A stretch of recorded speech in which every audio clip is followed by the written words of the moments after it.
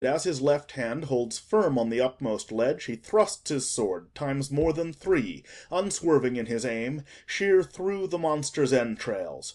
Shouts of praise resound along the shores, and even the gods may hear his glory in their high abodes.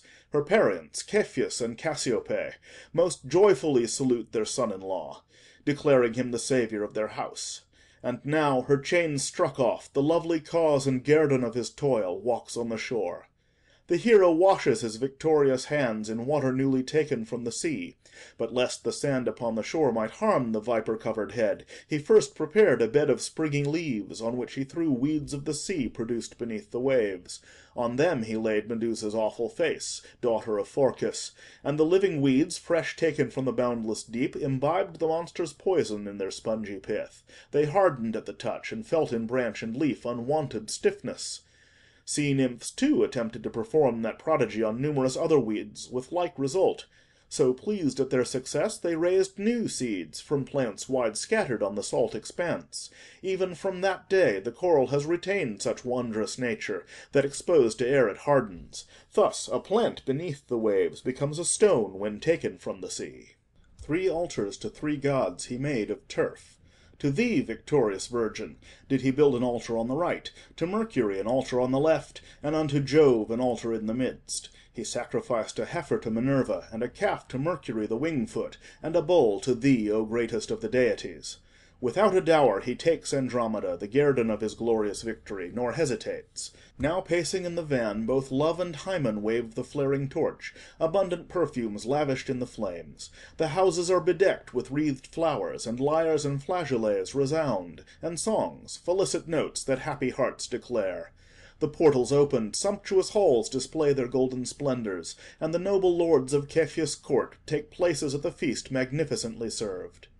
After the feast, when every heart was warming to the joys of genial Bacchus, then Lyncidian Perseus asked about the land and its ways, about the customs and the character of its heroes. Straightway one of the dinner companions made reply, and asked in turn, "Now, valiant Perseus, pray tell the story of the deed, that all may know, and what the arts and power prevailed when you struck off the serpent-covered head." "There is," continued Perseus of the house of Agenor, "there is a spot beneath cold Atlas, where in bulwarks of enormous strength, to guard its rocky entrance, dwelt 2 sisters born of Phorcys. These were wont to share in turn a single eye between them. This by craft I got possession of, when one essayed to hand it to the other. I put forth my hand and took it as it passed between. Then, far, remote, through rocky pathless crags, over wild hills that bristled with great woods, I thence arrived to where the Gorgon dwelt. Along the way, in fields and by the roads, I saw on all sides men and animals like statues turned to flinty stone at sight of dread Medusa's visage. Nevertheless, reflected on the brazen shield I bore upon my left, I saw her horrid face. When she was helpless in the power of sleep, and even her serpent hair was slumber-bound, I struck, and took her head sheer from the neck. To winged Pegasus the blood gave birth, and his brother also, twins of rapid wing." So did he speak, and truly told besides the perils of his journey, arduous and long.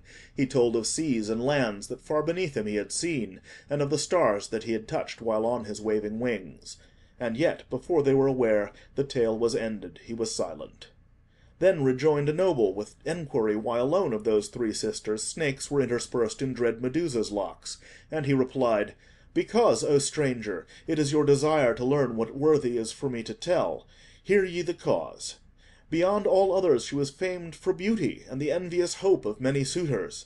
Words would fail to tell the glory of her hair, most wonderful of all her charms. A friend declared to me he saw its lovely splendour. Fame declares the sovereign of the sea attained her love in chaste Minerva's temple, while enraged she turned her head away and held her shield before her eyes. To punish that great crime, Minerva changed the Gorgon's splendid hair to serpents horrible, and now to strike her foes with fear, she wears upon her breast those awful vipers, creatures of her rage." End of Book 4, Part 3.